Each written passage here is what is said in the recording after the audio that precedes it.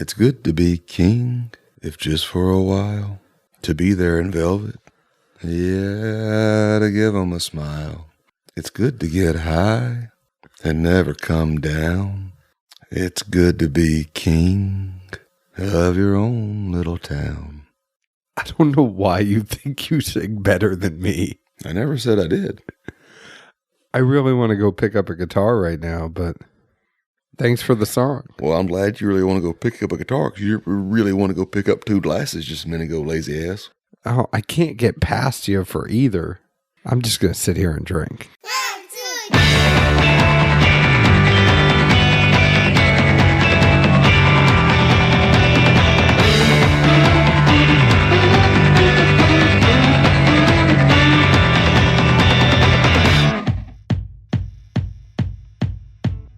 So, folks, I'll even jump John on this one since you had to listen to my shitty prose and singing. Well, do you want me to say hello? Nah, we're going freestyle on this one. Okay, Zeke, you host the show. Let's go. Welcome to Dad's Drinking Bourbon with John Edwards and Zeke Baker as we review King of Kentucky 2019. Thank you. I know the crowd went effing wild. Zeke. We love Zeke. You got to keep them on their toes, bud. You know you're going to get funny-ass messages from this. You were like, welcome to Dad's Drinking I've got Bourbon. a post-nasal drip. I'm doing good to have a voice right now. With John Edwards and Zeke Baker. See, you're faking that voice. Mine is really the best I can do. The 2 men that will go behind the whiskey. Behind the whiskey? Yeah. To tell you what their real thoughts are. That fake voice doesn't cut it. Like, this is legit. I have a half of a cold. Shit.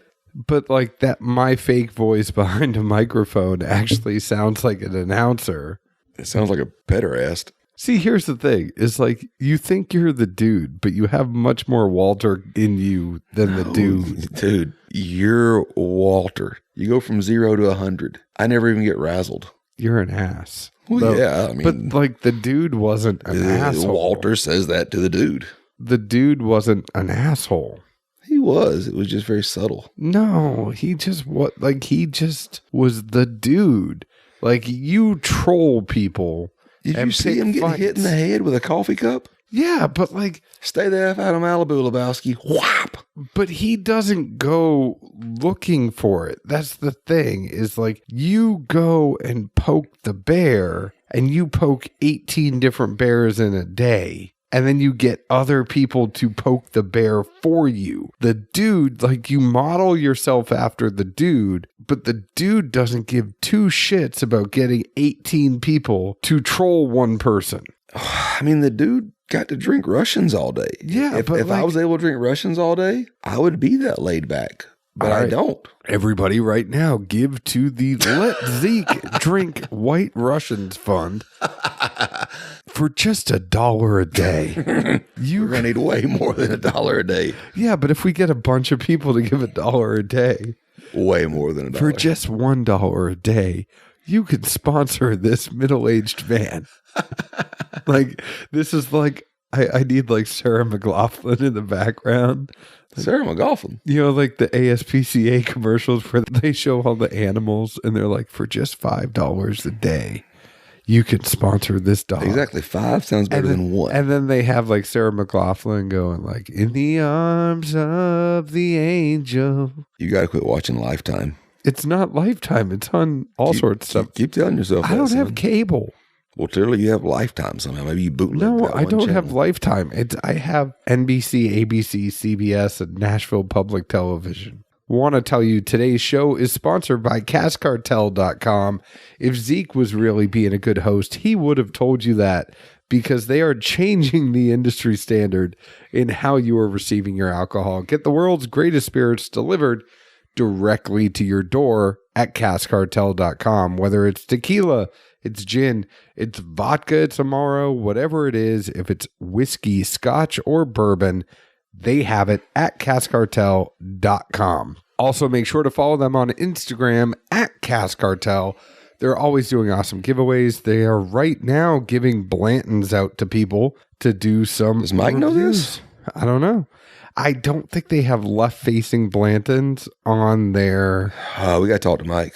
I know. This is a big announcement. It is a huge announcement. I mean, he's Mr. Blanton's. He is Mr. Blanton's, and he is Mr. Blanton's microwave. He invented the left-facing one. Well, he didn't invent it. He just found them. I thought they were abroad, and he brought them back here. I think he invented them. I invented the piano key necktie. I invented it. Just saying. Anyways, go to Cask Cartel on Instagram and caskcartel.com. Get the world's greatest spirits delivered directly to your door. All right. King of Kentucky 2019. It is a Brown Foreman product, Zeke.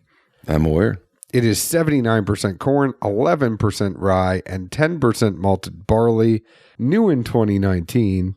It is now a 15-year-old bourbon. 27 barrels bottled in total, yielding roughly 2,100 bottles. So one of the things that is a change from 2018 to 2019 is the barrels selected were produced on two different production dates. They were close, two different proofs, all sorts of stuff. And literally my first thought, which is not to be too random here, but I ended up chasing these down not when they were first released. If you want to go back to last year, we had a 2014 sample, and yes, there were multiple barrels, but the consensus overall, at least from the folks John and I keep up with, that were fortunate enough to taste the various barrels, including the one we got samples of. 2014 was really hot. I don't really know of anyone that was overly impressed with it. Fast forward a year later, release 2 comes out, and as some people seem to dive into these things, the boards get to popping, and you never know if the board's legit or hype, but trying to do our due diligence here, me and some buddies tracked down a couple different barrels. We split them. If you've listened to us, we oftentimes will encourage that, especially if you're getting something off secondary that you're not sure of. Love a good bottle share. Hedge it, so to speak. If you and your buddies all want to know what it tastes like, much easier to split it 3 or 4 or 5 ways than, encounter that entire cost on your own. Now, who broke this bottle up? These were Jesse and Tom and I. We split these. But who actually sent the splits? Jesse. I have to applaud Jesse. He did a very good job. I'm sure he went to a glass company and actually bought these different bottles, bought these size bottles. He's a diligent fella. Yeah. I think his presentation is very nice. His handwriting is lacking. We all can't take 10 minutes to write a sentence, John. But the bottles are pretty. So basically what I'm saying is you could do a bottle share and still have a nice bottle on your shelf. Yeah, I mean, it's not like a 19-year Weller, but it looks nice. So my thought was, before I got derailed, also... Sorry, just one more thing. I'm kidding. Go. He's about to get hit in the head with a mic. So similarly, and even without us, tasting those, remember the first Cream of Kentucky. Also hot. Also nobody really talked about it, got into it. That one, you fast forward a year. Single barrel, but it's a year older, assumably from the same source. It's a pretty different product. And again, we're reviewing King Kentucky. I don't want to go too far down that rabbit hole, but it's just to simply say going into this, don't have pretenses because the label's the same. A year later, a blend later, a batch later, you never know who or what is going to be inside that bottle. So don't have prejudices. Literally all I want to try to get out there. No, I mean, I think it's fair enough that people realize that like allocations from year to year, even Four Roses, the limited edition small batch, could be different year to year. Pappy is going to have a similar profile, but you never know. The Handies are really good one year. The Wellers are really good another. The Stags are really good the others. So you never know what you're going to get with an allocated release. And you know that a lot of these have to do with the individual barrels that they're pulling to go in the batch. So that's all I got to say on that is that there's a huge amount of variance from an allocated release from year to year. Hey, so Elvis was the king. This is the King of Kentucky. Our first one is barrel 3. There were 25 of these, I believe, plus or minus 1 or 2. But roughly 25 barrels, similar to last year. These are all 15 years aged. As John pointed out, there's 2 different distillation dates. Quasi, more importantly for some people, these were distilled not too far behind where one of the more fabled runs of Brown-Forman juice under the Willet label came out of. And I really think that's what has generated the most buzz for this past year's release is a lot of those Willet kids they say, hey, this is half or a quarter of the price of a similar expectant juice from a Willet. That's what really got us edged into these. Was like, all right, let's dive in. Let's see if this can compete with a 7 or 8 series Brown-Forman Willet. These are two very distinct profiles. One clearly wins it in the nose. One clearly wins it in the taste. We still haven't put them together. What are you thinking? Go ahead. You're making mouth movements and... I mean, I can't spill the beans, John. Go ahead and spill the beans. The beans are meant to be spilled. Well, the biggest thing that I have going into this, even before I taste it, either one of these barrels we have poured, we have barrel 3 and barrel 12, in case we didn't mention it. Very similar proofs, 67.25%, 67.15%. But so Brown-Forman's, rick houses, they're heat cycled. They keep everything at a certain temp. It's more or less continually aging in a different path, so to speak, than the barrels that would have been sitting at Willet in a rick house that literally just had a vent chamber at the top, the windows maybe open, maybe not, but all it had was central airflow and then nature's own hot and cold seasons, not a controlled temp that's probably ramped up in at least the mid 80s, I think. In theory, at least, these, would you say should age faster or more or whatever the verbiage is? Depends. When it gets to be like 120 degrees in the rick house, those heat cycled ones that have a regulated temperature are not going to be feeling it like those barrels that don't have. Actually, that's an interesting aspect. So the heat cycles, I guess I always assumed it just kicked up when it was cold to keep it a certain warmth. But do they inversely cool? I don't know if it cools, but I think it regulates more. That'd be an expensive ass bill. Oh, it's like the Warren G of bourbon. Regulate? Yeah. Could have gone with Nate Dogg? No, the Young Guns, Bill the Kid movie, Regulators, Kiefer Sutherland. Yeah. Young Guns. What about Young Guns? Emilio Estevez and Charlie Sheen, one of the few both brothers are in. I like the movie Men at Work that they both were in. You would. That was a funny movie. But no, the heat cycling thing, that's an interesting question. Like, clearly it's ramped up when it's cold, but does it do anything to keep from excess heat hitting them? Can you imagine how much that bill would be? That would be very expensive. Think about it. Every Rick Buffalo Trace is building right now. They're all going to feature heat cycling. You and I both know what it costs to cool a home that's a minimal fraction of the square footage of what one of these Ricks is. I just can't imagine they would have both sides of the elements in that. Yeah. All right. So what do you think about these? I was asking you. You were... No, I'm leading this one, so you get to go first. Okay. This is the curveball. Well, you didn't actually do Cask Cartel and all that other stuff. Well, you do promos. I don't remember all that stuff. So for me, 12 is better on the nose than the 3. I think the 3 tastes better. There's a good amount of heat to all of these. A little bit of more alcohol there, but I like the taste of 3 better than 12. I almost wonder if you marry these together, will you like them both? It's possible. I think for the nose of both of these, there's really super sweet elements, but they're always secondary to the heat aspect. Like the heat is, the heat is on. It's on the street. But no, there's a plethora of super sweet notes in here. Cotton candy, vanilla, just rich sugars, damn near anything you could find at the county fair. I think I could probably smell confection sugar, just anything along those lines. But it's like the hot chick, in school that had the asshole boyfriend. Yeah, she's always hot. But yeah, there's always the asshole right there with her. So, continuing with this theme of A, your song references that are tough, but B, more importantly, Zeke leading the show for once. What would you got of this there, Big Cat? Both of these have a little bit of heat. 3, I get a lot of burn. I get a big Kentucky hug. This is the king of the Kentucky hug. It's stout. It's a little more baking spice. It's a little more like something's cooking in the oven in 3 than 12. Zeke's about to do some mad scientist stuff. He's putting a drop of water in each one. If he was really hosting this show, he would tell me to do it so that he could give the commentary. Well, by hosting this show, I also know yo ass wasn't going to do it. So I had to take this upon myself. You just had to tell me to do it. It's like when you passively said, hey man, you want to go grab some more glasses? Like, yeah, I just want to jump up off this sofa. Well, I just couldn't get there. That was the only thing. I have wires and all that stuff in my way.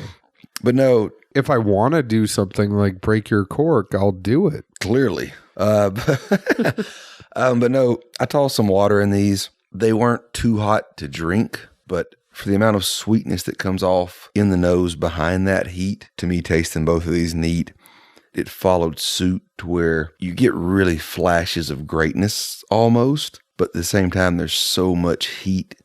It just makes it hard to really like enjoy it thoroughly, which I would say to me is the biggest difference in those 7 and 8, high proof series Willets that are just sweet as can be, confectionery, etc. Like that's it. That's the word I was looking for. They're not this hot for a very similar proof. Granted, most are in the high 120s, and these are in the 130s, but what do you think mellows it down? I think it's the aging. I almost feel like this is the inverse of the line from Wedding Crashers, the whole, was it nurture over nature? In this case, nature wins, I think. I don't know. We've talked about it. Where's this whole forced heat cycling aging going to put us? Not to dive down a rabbit hole that's going to keep us awake till 4 a.m., but I have my concerns about Jurassic Park in the bourbon world. Heat cycling, that's not nature causing the expansion and contraction and the juice moving in and out as it would naturally. But I don't think it's like bringing back velociraptors. Just saying it's not natural. Like, what would the T-Rex thing be in the bourbon park? So where are you on this one? A little bit of water. It does tame and mute it some, but there's still a strong bite to these. I clearly understand, especially the comparison, especially for the Willet fans that don't want to drop $1,500 to $2,000 on one of those bottles. That's about where they are now. To me, it's not even close as far as saying these are a fair substitute. I would probably get barrel 3. I'd leave barrel 12 on the shelf. Well, yeah, on the shelf, but these were Kentucky only, very limited, and now the needle's at about 700 on secondary. Yeah. Are you still a buy? Not at 700. No. I just mixed it together for you. I did a Zeke Baker. I think I have the same outcome of, man, there are really, really good sweet points to this. Just super sweet, amazing points. But then that heat comes in. It just completely diminishes all those amazing sweet notes. It just dampers them to no end. I think it's fine for a bar. I wouldn't, if I was able to get it retail, it's a buy. At $700, it's a bar. Yeah. We've had some of those Willets. You got to admit, they don't pack this kind of heat. No, I think it's a bar if I find it, but I'm not losing sleep if I don't find it. That's kind of how I feel. Like, I'm not trying to fence it, but like. It's a rare allocated. There was only 25 of these barrels, and most of them I don't think yielded, more than 100 bottles or so. So to the most people, this will be a rare thing they may or may not see other than bars here and there. Probably in Kentucky only. But if you miss it at a bar, don't feel like you're missing the end of the world.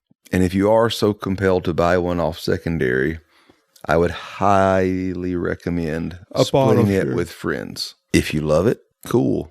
Go buy another one. But the first one, hedge it all the way. I think that's fair. Want to let you know that everything that we have put in our glass was from distilleryproducts.com. They are the leaders in laser etched glassware. And if you go to any distillery in the country and say, hey guys, where do you get your laser etched glassware? Chances are they will say distilleryproducts.com. They have the neat glass. They're the only place in North America that will do wholesale pricing on laser-etched neat glasses. Also, they have the Wee Glencairns. Those things are only really found at the Heaven Hill Distillery. Every time I go to Heaven Hill, I'm like, where do you get those glasses? They go to distilleryproducts.com. So that's something you can get here. You can also get the Tua glass. You can get regular rocks glasses. You can get flasks, decanters, whatever it is. Distilleryproducts.com has it.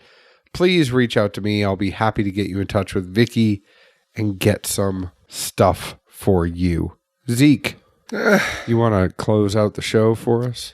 I'm interested and somewhat concerned about this world of heat cycling that we're soon to be entering. It concerns me. Breaking Bread?